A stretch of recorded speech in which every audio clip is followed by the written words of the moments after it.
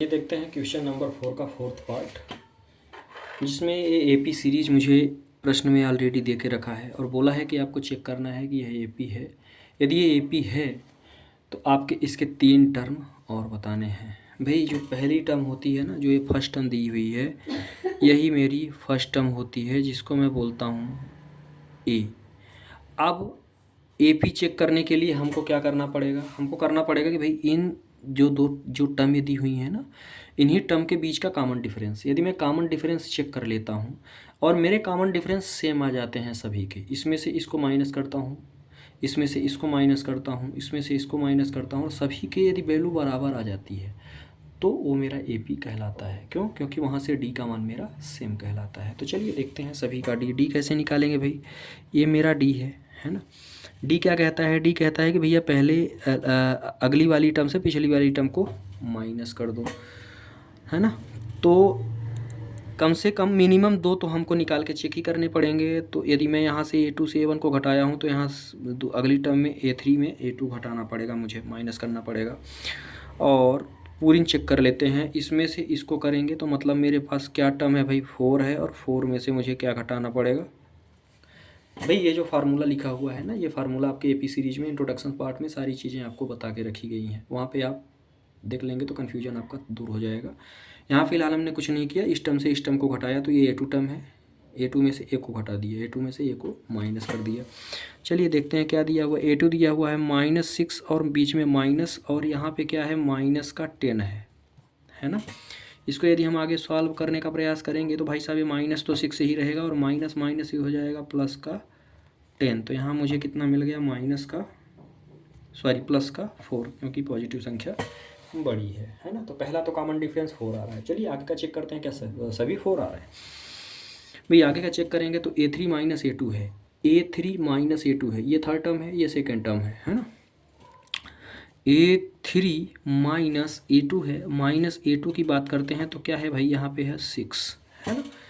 तो यहाँ से -2 तो मेरा रहेगा, और माइनस माइनस क्या हो गया? ये हो गया प्लस। कितना बचा भाई? 6 हो गया। तो यहाँ से भी मुझे ये तो सेम आ रहा है यार, है ना।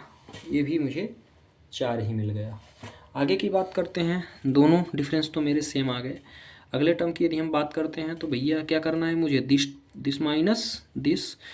तो यहाँ पे क्या है? यहाँ पे 2 है, और यदि मैं इसको करता हूँ तो ये है माइनस और ये है माइनस का 2, है ना। चूँकि ये तो पॉजिटिव है तो 2 हो गया माइनस मेरा फार्मूले का, और ये -2 आ गया। ठीक है।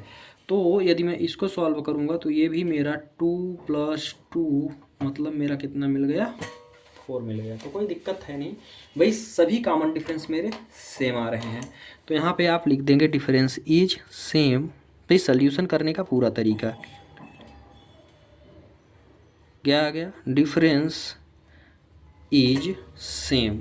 यदि ये सेम है, कॉमन डिफरेंस मेरे सारे क्या आ रहे हैं? सेम आ रहे हैं, तो आप लिख देंगे so it is AP, it is AP. अब ध्यान से देखिएगा, ये बोल रहा है कि भाई अब आप एपी तो हैं, अब एपी हैं तो 3 टर्म और निकालिए। ध्यान से देखना, यहाँ पे क्या दिया हुआ है क्वेश्चन नंबर 4 में? 1 2 3 4 4 टर्म तो मुझे दी है, 5वीं टर्म निकालने को बोल रहा है। तो यदि मैं 5वीं टर्म निकालूं तो 5वीं टर्म को मैं A5 से डिनोट करूंगा, और A5 का जो फार्मूला होता है वो होता है A + 4D, है ना। A + 4D होता है। तो भाई अगले टर्म की यदि हम बात करते हैं तो A मुझे दिया हुआ है -10 प्लस 4D, 4 × 4। D कितना निकाला? अभी आपने D निकाला 4, तो यहाँ हमने जो D निकाला है तो ये हो गया -10 और प्लस का 16। तो अगली टर्म मुझे क्या मिल गई? अगली टर्म यदि मैं इसको सॉल्व करता हूँ तो ये मुझे मिल गया पॉजिटिव का 6। ठीक है भैया, आगे की भी निकाल लेते हैं इसी तरह। A6 क्या आएगा? ये 6 और A7 3 टर्म निकालनी है मिनिमम मुझे। ये होगा, यदि ये 5 था तो 4 था, तो ये 6 है, तो ये हो जाएगा A + 5D, है ना। पहली टर्म तो 10 है, शुरू में ही बता दिया गया है कि ये बराबर मेरा -10 है। आगे यदि मैं इसको सॉल्व करता हूँ तो भाई साहब यहाँ पे हम कर सकते हैं 5D है, D का मान 4 है, तो 5 × D मतलब 4 आ गया। आगे कितना आ गया, -10 और यहाँ से यदि मैं सॉल्व करता हूँ तो प्लस का 20 आएगा। 5 4 जा 20। इसको सॉल्व करेंगे तो भाई साहब यहाँ पे मिल गया मुझे 10। तो जो मेरी छठवीं टर्म मिली वो मुझे क्या मिल गई, 10 मिल गई। 7वें टर्म की बात करते हैं, नेक्स्ट टर्म जो कि लास्ट टर्म इस प्रश्न का निकालना है मुझे। 3 टर्म निकालने हैं, 2 टर्म हमने निकाल लिए, तीसरी टर्म की बात करते हैं। ये हो गया मेरा a + 6d।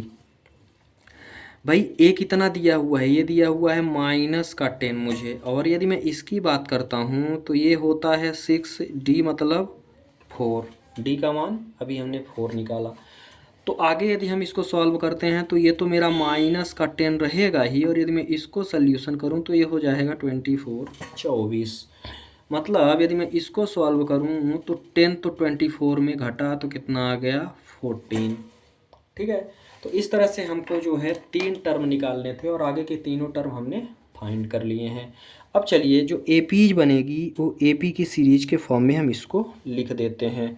तो पहली टर्म तो मेरी -10 थी, दूसरी -6 है, तीसरी -2 है, चौथी 2 है, फिर जो अब हमने निकाला वो ये टर्म्स हैं, क्या क्या हैं, 6 है, 10 है, और पॉजिटिव का 14 है, 14 है।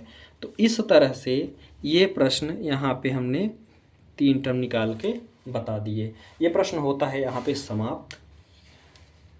अब इसका स्क्रीनशॉट इसका आप ले सकते हैं।